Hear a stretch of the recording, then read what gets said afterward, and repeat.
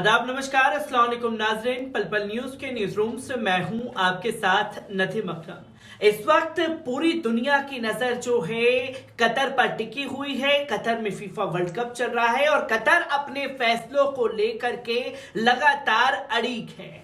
वो अपने फैसलों से पीछे हटने वाला नहीं है। जहां तमाम चीजें देखने को मिल रही हैं, जहां कतर ने पहले इजराइल को देश मानने से इनकार किया, तो वही इजराइल की फ्लाइटों पर कतर पे आने पर बैन लगाने का काम किया, तो वही कतर ने जाकिर नायक को उपदेशक के तौर पर फीफा वर्ल्ड कप में बुलाया और उसके बाद जो बवाल मचा हुआ है वो लगातार देखने को मिल रहा है। पर ऐसे में इजराइल भी कहां खामोश रहने वाला है। लगातार अपना खुराफाती दिमाग चलाता हुआ इजराइल दिख रहा है और अब इजराइल ने जो बड़े दावे किए हैं उससे इंटरनेशनल मीडिया में चर्चा का केंद्र बन चुका है। जहां इंटरनेशनल मीडिया खुल करके इजराइल की उस बात को कह रहा है कि अब ईरान किसी भी वक्त कतर पर हमला करने वाला है।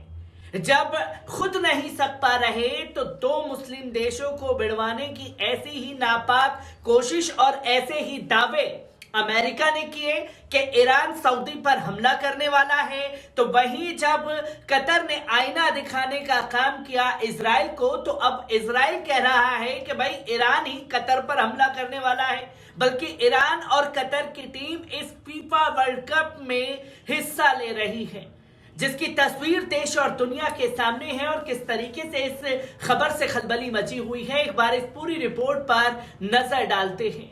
कतर के अलावा अरब में दो देश वो भी हैं जो इजराइल के आगे बिछे बिछे फिर नहीं रहे हैं। किसी ने नागरिकता देनी शुरू कर दी तो किसी ने इजराइल के जहाज को अपने देश में आने की इजाजत दे दी। अरब में कतर और कुवैत दो ही देश बचे हैं जो हर मौके पर इजराइल की खुली मुखालफत करते आ रहे हैं।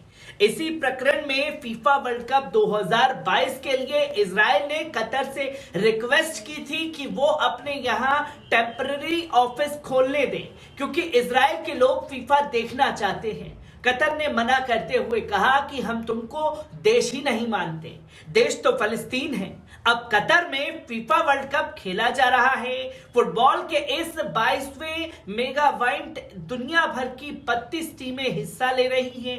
इस बीच खबर आ रही है कि ये टूर्नामेंट ईरान के निशाने पर है, वे इस पर हमला करना चाहता है। यह दावा इजराइल के सैन्य प्रमुख ने किया है। जेरूसलम पोस्ट की एक रिपोर्ट के मुताबिक यह बात इजराइल के मेजर जनरल एहरोन हलीबा ने तेल अवीव में आयोजित राष्ट्रीय सुरक्षा अध्ययन संस्थान के सम्मेलन में कही है। मेजर जनरल ने कहा है कि ईरान को आतंकी हमले से रोकने वाली केवल ये चिंता थी कि टूर्नामेंट की मेजबानी कर रहा कतर इस पर क्या रिएक्शन देगा। फुटबॉल की दुनिया के इस सबसे बड़े इवेंट की शुरुआत रविवार 20/11/22 को हुई थी। ईरान भी इसमें हिस्सा ले रहा है। 21 नवंबर को इंग्लैंड के खिलाफ हुए मैच में ईरान की टीम ने अपना राष्ट्रगान गाने से मना कर दिया था। उसके ऐसा करने की वजह देश में चल रहा हिजाब प्रदर्शन बताया जा रहा है। मालूम हो कि ईरान में काफी लंबे समय से हिजाब को लेकर विरोध प्रदर्शन किया जा रहा है। इसी विरोध प्रदर्शन को समर्थन करते हुए ईरान के खिलाड़ियों ने राष्ट्रगान गाने से मना कर दिया था। रिपोर्ट्स के अनुसार मेजर हलीबा ने कहा कि ईरान की हुकूमत अपनी सत्ता को लेकर चिंतित थी। देश में हिजाब को लेकर हो रहे प्रदर्शन लगातार उग्र हो रहे थे। साथ ही इसे लेकर पश्चिम देशों की तरफ से भी उसे बैन का सामना करना पड़ रहा है। बता दें कि ईरान में इसी साल सितंबर 22 वर्षीय महसा अमीन को मोरल पुलिस ने हिजाब सही ढंग से न पहनने के चलते गिरफ्तार किया था, जहां कस्टडी के दौरान उसकी मौत हो गई थी। जिसके बाद से ही ईरान में हिजाब के विरोध में प्रदर्शन हो रहे हैं। इन प्रदर्शन में महिलाएं भी बढ़ चढ़कर हिस्सा ले रही हैं। आपको बता दें कि एक तरफ रूस यूक्रेन के बीच इजराइल को एक बड़ा खतरे की चिंता सता रही है और इजराइल और ईरान के बीच भी तनाव किसी से छिपा हुआ नहीं है। भले ही दोनों देशों के बीच सीधे तौर पर आमने सामने से संघर्ष देखने को न मिलता हो, लेकिन किसी अन्य मामलों के जरिए एक दूसरे पर हमलावर रहते हैं। अब दोनों देशों के बीच फिर से तनाव बढ़ने लगा है, जिसका कारण पश्चिम एशिया में बढ़ रही वर्चस्व की लड़ाई है।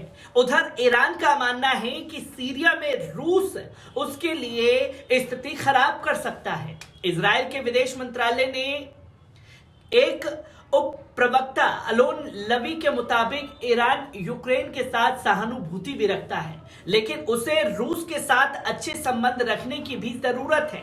दोनों देशों के बीच चल रहे युद्ध का नुकसान ईरान को भी उठाना पड़ रहा है। इजराइल के लिए एक वरिष्ठ राजनयिक के मुताबिक एशिया और यूरोप में ईरान, तुर्की और इजराइल तीनों महाशक्तियां हैं, जिनमें ईरान एक बड़ी चुनौती है, जबकि तुर्की को एक चुनौती से एक अवसर में बदलने में हम कामयाब रहे हैं। फिलिस्तीन चुनौती नहीं है। ईरान हमारे लिए मुश्किल बढ़ा सकता है।